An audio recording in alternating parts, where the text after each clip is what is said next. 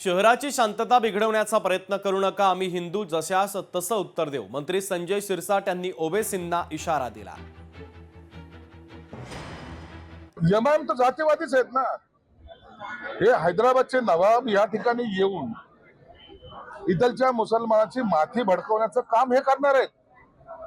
प्रसंगी हे लोक दंगल घडवतील, प्रसंगी हे लोक कुणावर हल्ला सुद्धा करतील. पोलिसांनी याची काळजी घेतली पाहिजे, कारण की यांना जातीवादाशिवाय इलेक्शन जिंकता येणार नाही. यांना हे हिंदू मुस्लिम करायचंच आहे. म्हणून हिंदूंना सुद्धा सांगतो की तुम्ही सुद्धा सावध राहा. उत्तराला प्रत्युत्तर द्यावं लागेल. मग ही भूमिका जर आम्ही घेतली तर त्यात काही गैर पण नाही. मंत्री राधाकृष्ण विखे पाटील यांनी उद्धव ठाकरे यांच्यावर जोरदार टीका केली. ठाकरेंकडून शिळ्या कडीला ऊत आणण्याचा प्रयत्न केला जातोय असं म्हणत विखे पाटील यांनी उद्धव ठाकरे यांच्यावर जोरदार हल्लाबोल केला. ते आरोप जुनेच आहेत. शिळ्याकडे लहू आणण्याचा प्रयत्न काही नाही. ते आरोप जुनेच आहेत. शिळ्याकडे लहू आणण्याचा प्रयत्न काही नाही.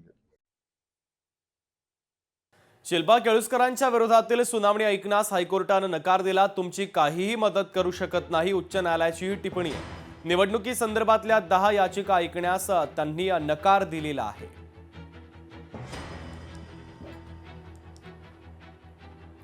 उद्धव ठाकरेंच्या अहंकारानं सर्व गमावलं, आता भावाच्या दारात याचना घेऊन जावं लागलं.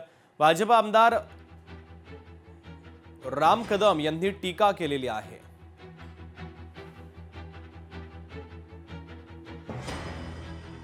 भाजप उमेदवाराच्या विरोधात रवी राणांचा प्रचार सुरू झालाय. तुषार भारती यांच्या विरोधात मी मैदानात उतरलोय, लोकसभेला गद्दारी करणाऱ्यांना धडा शिकवण्यासाठी मैदानात उतरलोय असं वक्तव्य आमदार रवी राणांनी केलं. तुषार यांच्या विरोधात रवी राणा आणि नवनीत राणा यांनी आता प्रचार सुरू केलेला आहे.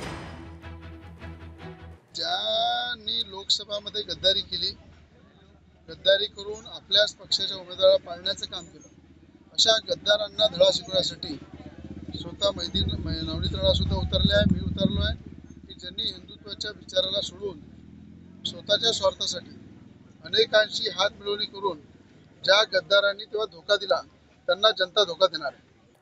मंत्री विखे पाटील यांनी मनसेवर जोरदार टीका केली आहे. मनसेच्या आरोपांना फार गांभीर्याने घेण्याची गरज नाही. बिनविरोध उमेदवारांच्या विरोधात मनसे कोर्टात जाणार आहे. त्यानंतर विखे पाटलांनी आता ही टीका केली आहे. मला मनसेच्या जे काही त्यांचे आरोप आहेत, मला वाटतं त्यात काही फार गांभीर्याने घ्यायची गरज नाहीये. पण शेवटी राजकीय आंदोलनामध्ये पक्षाच्या भूमिकेशी लोक विश्वास ठेवून आपण निर्णय करत राहतात. आता मनसेच्या निर्णयाबद्दल काय बोलणार, त्याच्यावर तर एकदा विस्ताराने बोलू आपण. लोकशाही मराठी ऐका, पहा, जागरूक रहा.